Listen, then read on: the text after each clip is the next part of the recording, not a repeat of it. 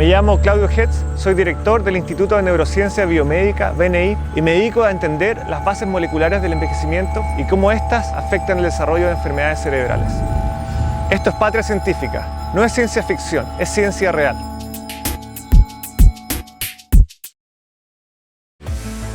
El Parkinson es la segunda enfermedad neurodegenerativa después del Alzheimer más frecuente en la población mundial, que además está aumentando su incidencia en forma exponencial. Entonces esta enfermedad se gatilla porque se altera la función de ciertas neuronas bien específicas, que son las neuronas que producen un neurotransmisor que se llama la dopamina, que es esencial para controlar los movimientos voluntarios. Y estas neuronas degeneran y mueren.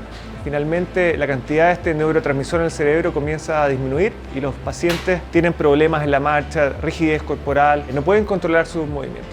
En este momento hay tratamientos paliativos que funcionan en una ventana de tiempo de casi 10 años, donde uno artificialmente aumenta los niveles de dopamina en el cerebro. Pero estos tratamientos no detienen el curso de la enfermedad. Entonces, hasta ahora no hay una cura contra el Parkinson, pero sí hemos entendido a nivel molecular cuáles son los aspectos dentro de estas neuronas que están fallando.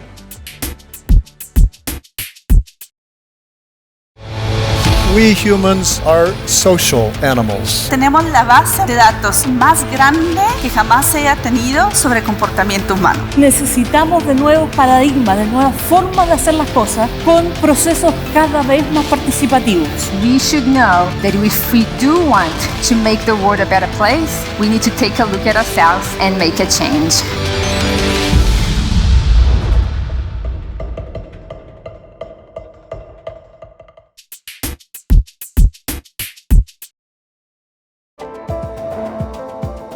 Yo creo que estamos en un momento histórico donde se están generando instrumentos y espacios de discusión para acercar la ciencia a la gente y adquirir un sentido institucional a nivel de país, a nivel de gobierno. Y yo creo que es fundamental, de alguna forma, bajar la ciencia de este pedestal del conocimiento complejo y que la gente realmente entienda que sin ciencia no hay desarrollo, sin ciencia no podemos mejorar nuestra calidad de vida, sin ciencia no podemos generar ciudadanos con pensamiento crítico. Yo creo que estamos todos haciendo un esfuerzo tremendo por comunicar la ciencia, maravillar a la ciudadanía con nuestros descubrimientos, pero también hay otras capas que son importantes, es fomentar que la gente se interese por estudiar carreras científicas. Finalmente esto va a llevar a que podamos generar ciudadanos más innovadores, en que estén pensando los problemas de Chile para generar soluciones locales y no simplemente importar ideas que tal vez no son las más apropiadas para resolver nuestros problemas como país. Artificial intelligence, hallucinations, cambio climático, Nutrition, antibiotics, physics and maths, oceans, relationships, equality, la era digital, la trascendencia, environment, autonomía, survival. Hay muchas carreras científicas y eso es lo que nosotros tenemos que transmitir al público, entender qué hacen los científicos. Para que la comunidad aprenda ciencia, hay que aterrizarla. Repensemos la especie que queremos ser.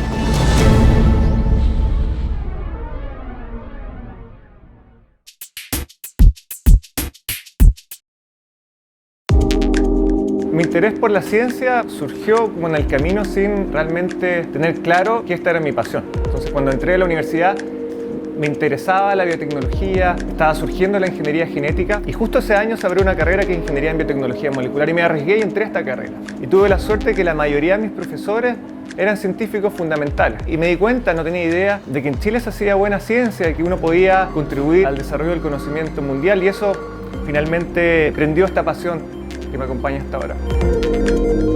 En mi niñez pasaba mucho tiempo solo, viví en otro país, en Ecuador, donde podía caminar por selvas y en general me dedicaba mucho a observar, a mirar la naturaleza. También me gustaba hacer inventos que eran inventos ficticios, robots con partes de máquinas que encontraba botadas y eso finalmente reflejó el hecho de que existía esta semilla de la curiosidad que finalmente se pudo canalizar en un método, en algo concreto, al tener la oportunidad de estudiar en la Facultad de Ciencias de la Universidad de Chile. Ahí descubrí un mundo que se abrió. Tengo 3 preguntas para ti. ¿Qué hacemos si hay cada vez más personas en un planeta que es del mismo tamaño hace 45 millones de años? ¿Todavía crees que el cambio climático es un invento? ¿Has pensado que muy pronto tendremos que convivir con robots? Busquemos respuestas por la razón y la ciencia.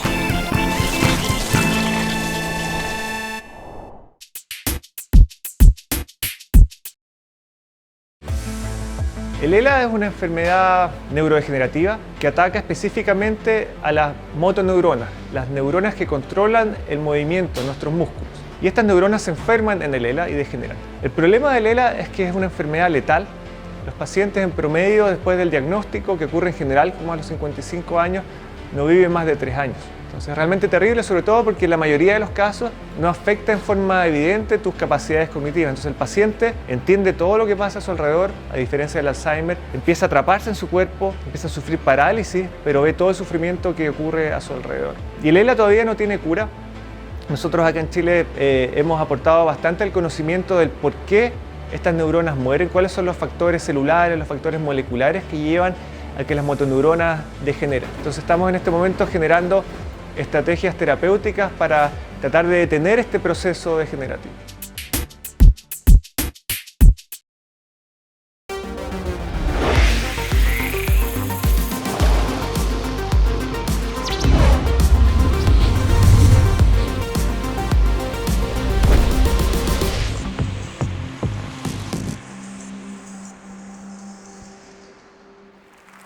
Good afternoon, and thank you for having me in this fantastic event. My talk is a little bit different from what we have been hearing here. It's about drugs, or better still, about drugs policy. Where Portugal is, I think, we are the face of Europe towards America. We are very close to Morocco, and we are one of the gates for drugs to come to the European market. So we are quite exposed to it. We are roughly 10 million inhabitants, quite stable. And the story I want to tell you is, as you probably know, Portugal lived for a long time, for almost 50 years, with a dictatorship. Salazar maybe sounds to you. And during that time, we had no problems with drugs. A closed society, very controlled by censorship, by the political police, and no one dared to use drugs. They were not available at all. We're a very isolated country with very limited mobility. It was almost impossible to travel abroad. We were neither a very sexy destination for tourism. So we lived there completely isolated. And some movements that happened elsewhere, such as the hippie movement or the students' movement in France, didn't touch us. But during the last years of the regime, we were dealing with a colonial war for ancient colonies, you know, Angola, Mozambique, Cape Verde, Guinea-Bissau, and so on. And almost all our young male population was sent there to serve as soldiers. And down there, drug use was tolerated or even incentivized to keep people happy with that war. In 1974, we had our democratic revolution, the Carnation Revolution. And shortly after, we had the end of the colonial war, the return of the soldiers and settlers to mainland, almost 1 million people coming back to mainland. And as you may imagine, the impact of such a big amount of people coming back was huge in our society. And they came back with their habits and bringing cannabis that suddenly was made available for everybody. So, and there was a kind of an explosion on experimentation. Shortly after, let's say some criminal organizations bringing all the other substances and making them available. And unlike what happened with other countries where people could learn how to deal with drugs, we had no time for that. Suddenly everything was available. Cannabis, lots of them, plenty of cannabis everywhere, but also cocaine, heroin, LSD, you name it. And we were completely naive about drugs. So it was easy to shift from one to another without even understanding that we were doing different substances. So problems related to drugs developed very fast. And what is particularly important, in my view, is that it was cross-cutting all the layers of society, not only the most disadvantaged people, marginalized people, but medium class, upper classes, political class, everybody. In just a matter of a decade, it was almost impossible to find a Portuguese family that had no problems related to drugs. So it became an important social and political issue in our society. By the end of the 20th century, we estimate, we don't have accurate surveys from that time, but we estimate that we could have 100,000 people hooked on heroin, which is 1% of our society, 1% of our population. So you may imagine the impact that it had in our population. While in other countries we could always see a line for the total prevalence and a much lower line for problematic drug use, in Portugal what happened, it was a very small gap between those two lines, almost as if everybody who was experimenting became addicted and problematic user. So by 98, the state started to build some responses to deal with the problem, but we needed to have a clear strategy to deal with those problems. By 98, cannabis was by far the most used substance, as it still is. I must say that social use, recreational use of cannabis is being discussed right now in this moment at the parliament in Portugal. But it was not the case. But the most problematic was heroin, by far. Heroin and cocaine, LSD, ecstasy, and so on. The big effects, the big problems arising from that drug use came from sharing of injecting material. HIV had come along shortly before this to complicate things. We had a huge number of overdoses deaths, at least one overdoses deaths a day. That means 360 something every year. Small criminality, we never had a big violent criminality related to drugs, but the petty crimes, acquisitive crimes to maintain the drug use were very present and caused a huge burden in the society. So let's come to this again. 1% of our population, 100,000 problematic drug users across all social groups. This is the kind of the scene that you could see in all our cities. We had the biggest supermarket of drugs in Europe, the so-called Casal Ventoso, where almost 5,000 people a day used to come to buy and to use drugs. In 99, the responses took form. A new strategy in 99 was approved, a new paradigm, which I'll talk later, a national coordination, a national network of intervention structures, and a new intervention model. About the first Portuguese strategy on drugs, it was our Prime Minister at the time was António Guterres, who is now the Secretary General of the United Nations. And he noticed, he was very concerned about the issue, and he invited a group of experts from several areas, from judges to psychiatrists, doctors, psychologists, 9 people, among whom I was included, and he asked her to propose a strategy to address the problems, which we did. The only boundary that the Prime Minister put to us was that we should keep within the spirit of the treaties of the United Nations, which is to keep the prohibitionist paradigm.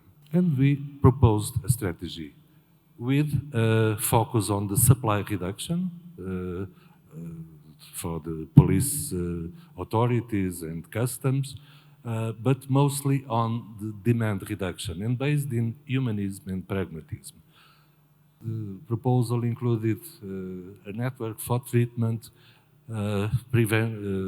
preventive responses, social reintegration, harm reduction policies.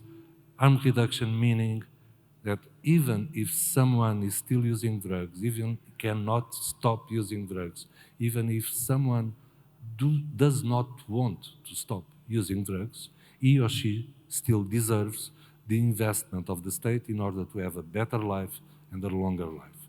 So decriminalization came on top of this to introduce coherence on all this system. And evaluation. From the beginning, we started to evaluate to understand what was going to happen, because it was the first country to decriminalize drug use. That strategy was approved by the government, but the issue of the decriminalization is not within the powers of the government, so it had to be discussed at the parliament, which happened 1 year later. That's why the decriminalization law came only in 2000. But it's important to think that the decriminalization of drug use is only one of the measures. It is not the silver bullet for it.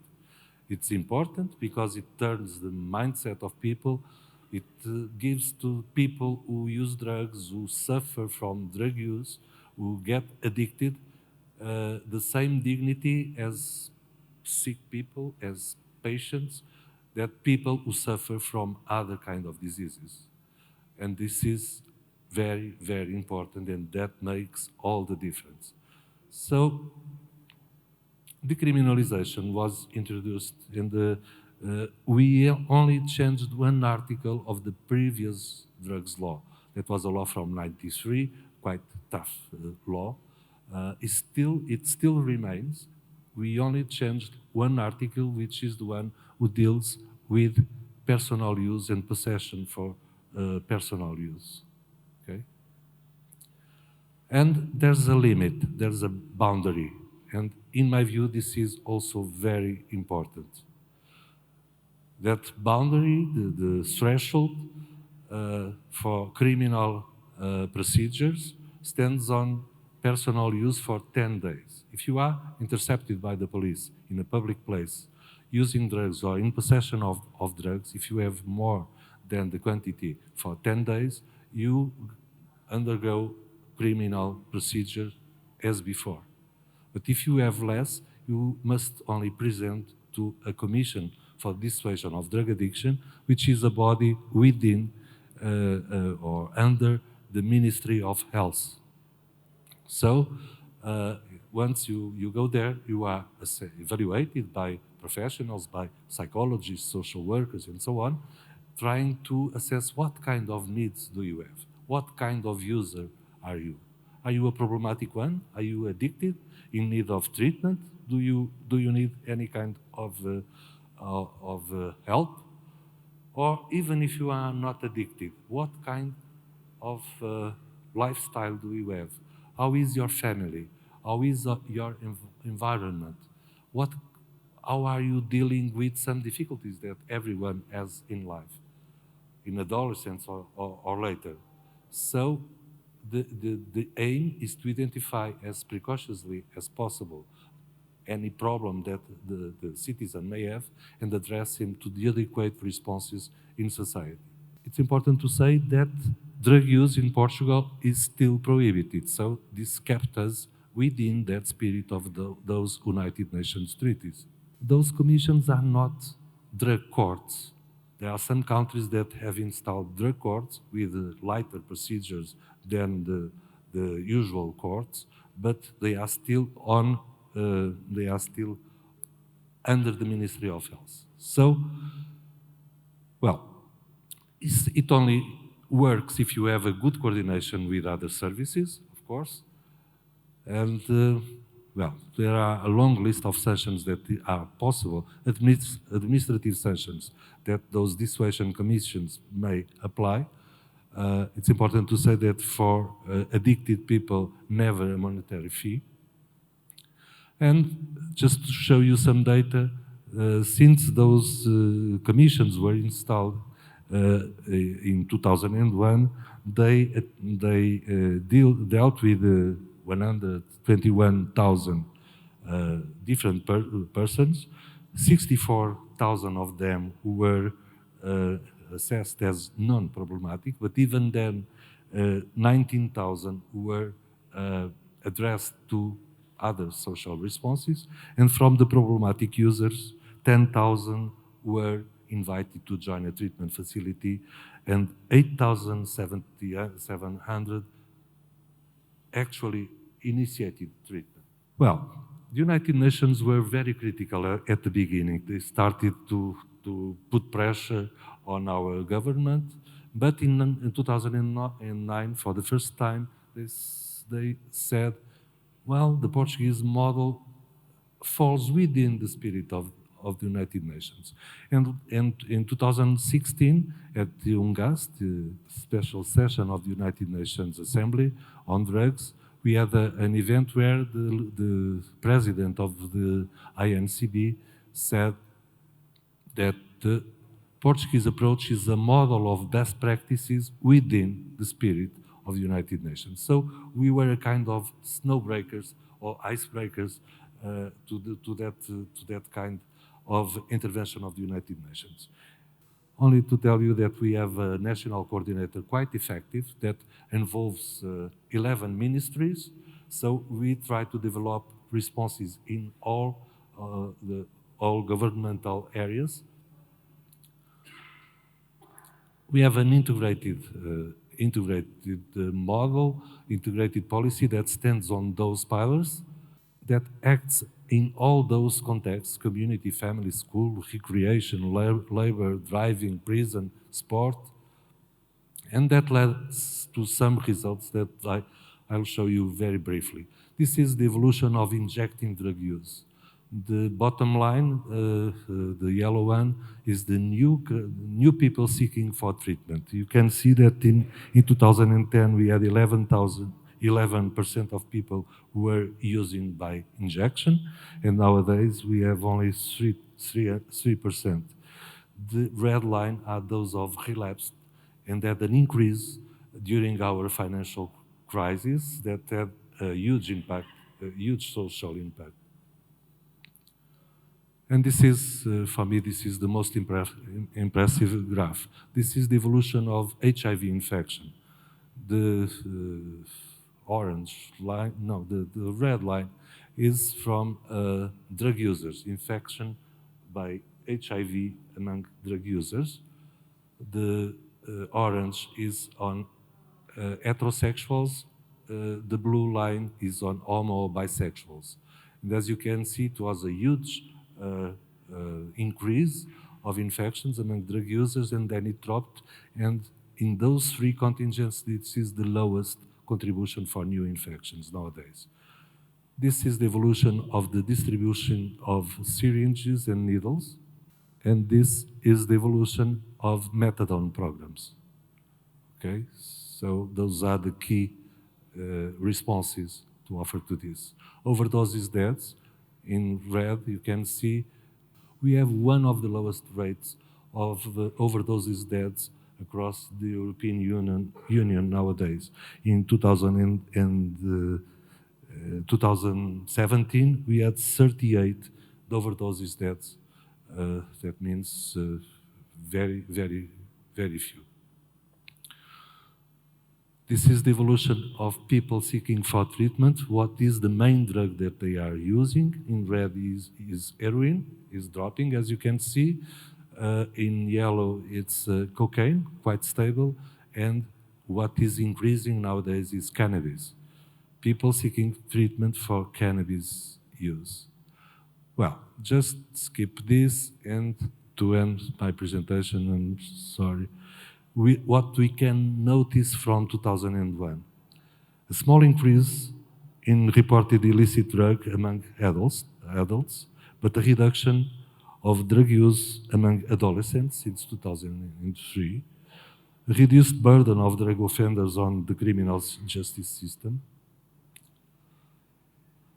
reduction in the prevalence of injecting drug use, reduction in opiate-related deaths and infectious diseases, reduced stigma of drug users, this is very, very important, increase in the amounts of drugs seized by the authorities. This is a curious side effect, because police does not have to deal with the users on the street.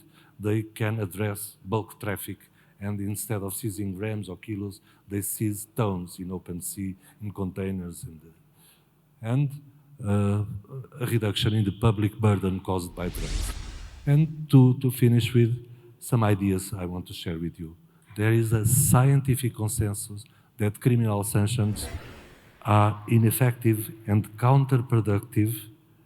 They do nothing to address drug use consequences. On the other side, nowhere the United Nations treaties impose criminal procedures for drug users. What we advocate is health protection and respect for human rights instead of punishment.